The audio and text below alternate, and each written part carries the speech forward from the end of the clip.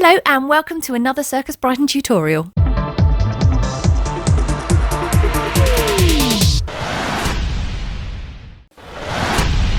Hi, I'm Lily from Circus Brighton. In this tutorial I'm going to be showing you how to do the backwards 3-beat weave. Okay, so it's coming in backwards.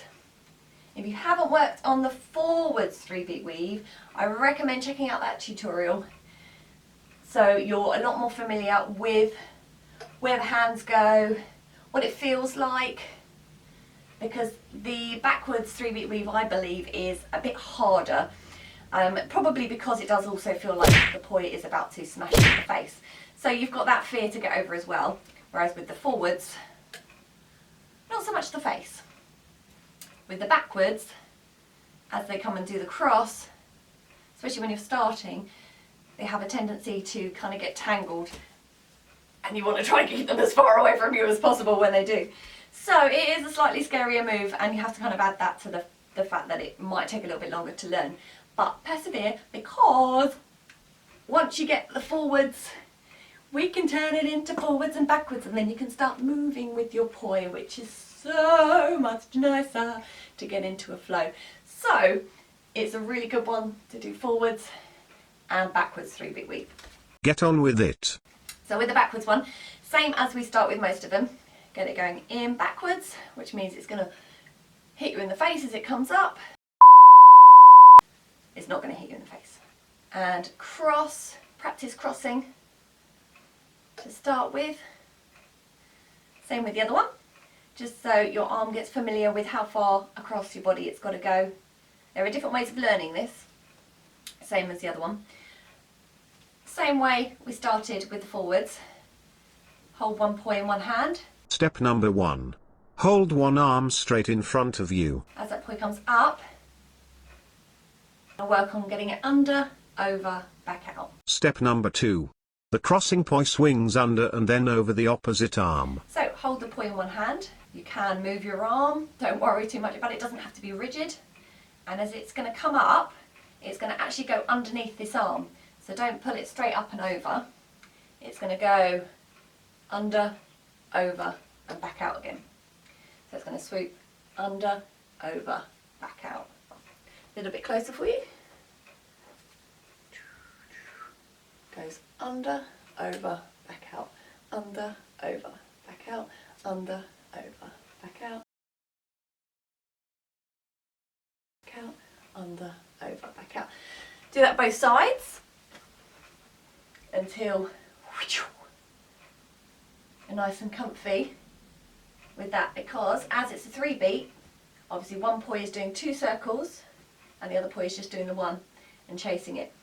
And this is how it manages to not tangle with the other poi, by going under the arm, over the arm, as the other arm gets out of the way. So bringing it together, all together now, all together. Decide which poi you're going to sacrifice first.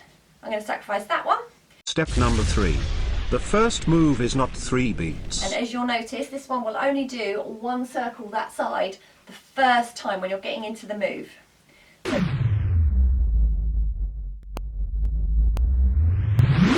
under, under, under.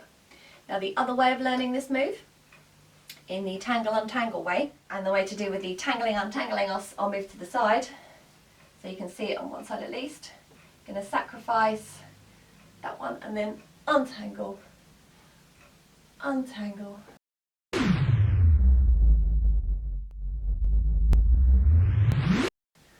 Untangle, under, over. Some people have to meticulously break a move down in their head so that they're able to do it. Some people, it's better just to shut your eyes. Some people just like to feel the move. So as you're bringing it underneath, untangling, untangling, untangling, and just flowing. Some people like to feel the move more when they're going into it. They don't want to think about it. So you can just bring it up and flow with it. Other people like to break down the move into as many different sequences as possible and then put it all together. That's the way I learn. So I have to break everything down. So I spent a lot of time under, over, and then working out where my hands went without the poi spinning. It's a little bit like you're swearing at a person in front of you with this one. So without the poi, swearing, untangling. We're doing a really cool Adamant dance move with a cross. So you bring it up, bring that other arm, bring that other arm. Up, up, up, up, cross, cross, cross. So they're the different ways you can break down the move. Time for a recap. You've got the flowing motion with the underneath, underneath, underneath, untangle, untangle, untangle, and just feeling the move. You've got the breakdown of it where you're coming up and under, over, back out, under, over, back out, under, over, back out with both sides. And then you've also got the doing it without poi. So as you come over, as it comes under, the other one goes away. So that one's coming back that side, that one's coming back that side, that one's coming back that side, as the other one just untangles. Under, under, under, under. Now good luck with this move, it is a really, really tricky move. Good luck, we're all counting on you. So just bear with it, slow it all down, practice both sides, see what type of learner you are. You might be a flowing learner, you just want to kind of shut your eyes. If you do shut your eyes, try and film yourself so that you can actually have a look and see whether or not you were doing the right move when you come out of it. Otherwise, let me know in the comments down below how you got on, what worked, what didn't. I'm always fascinated with the 3-beat weaves, what works for people and how they actually learn this move, because it's just one of those real eureka type moves when you get it. So I'm always fascinated to understand how people learn this move. So do let me know, and let me know if you have any problems, and hopefully I'll be able to help you out. Otherwise, I will see you in the next tutorial, and we're going to put them together. Bye!